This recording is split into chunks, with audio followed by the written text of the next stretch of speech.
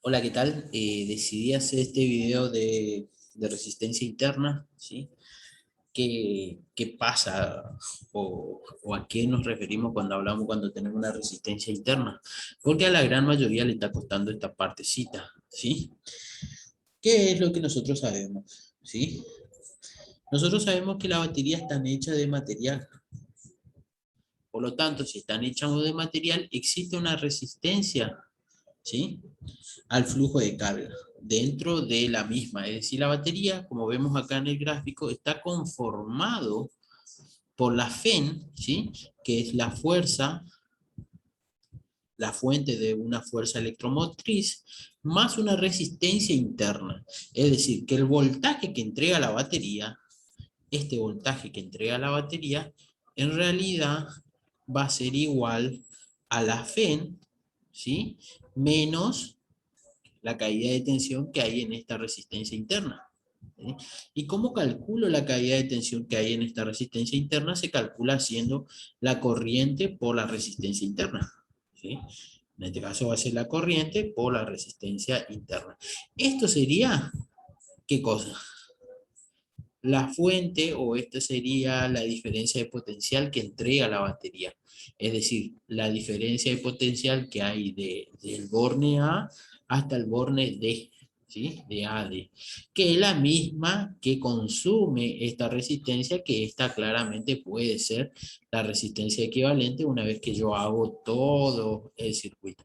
O sea que cuando yo calculo la resistencia equivalente, no tengo que tener en cuenta la resistencia interna, ¿sí? La resistencia equivalente es sin la resistencia interna. La resistencia interna siempre va a quedar en serie con el circuito, ¿sí? Entonces, si yo quiero la E, la fuente de la fuerza electromotriz va a ser igual a la diferencia de potencial AB, que es de la batería, ¿sí? La diferencia de potencial de la batería, más la corriente por la resistencia esta, que es la resistencia interna, ¿sí? O sea que a mí, supongamos que a mí me pide potencia entregada por la batería. La potencia entregada por la batería, lo voy a poner así, yo sé que es la diferencia de potencial que hay en la batería, ¿ya? En este caso desde A hasta D, que sabemos que es delta V. Delta V por la corriente. La corriente es I. O sea, la potencia entregada por la batería es delta V por I. ¿Sí?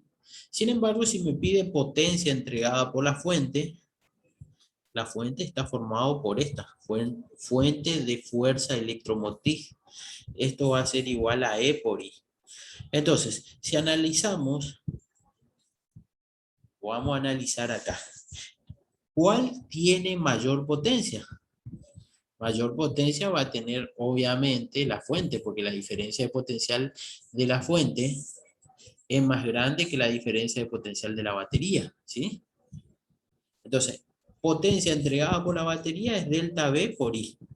Donde delta V, ¿cómo calculo? Si acá analizamos, delta V sería lo de la fuente, ¿sí?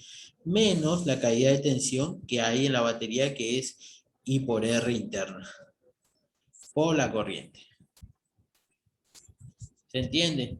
O sea que si hago propiedad distributiva acá, me queda E por I menos I cuadrado por R. Es decir, me quedaría E por I menos I cuadrado por R interna. ¿Qué quiere decir eso? Que la potencia entregada por la batería es la potencia de la fuente menos la potencia disipada en la resistencia interna. Porque esta es la fórmula de potencia disipada en una resistencia. I cuadrado por R. O sea que, ¿qué pasa acá? Potencia nosotros que sabemos que es energía por unidad de tiempo.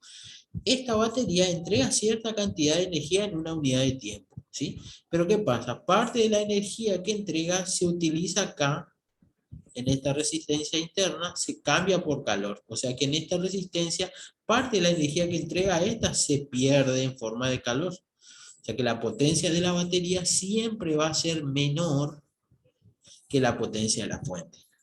Vamos a ver esto en un ejercicio práctico en el siguiente video.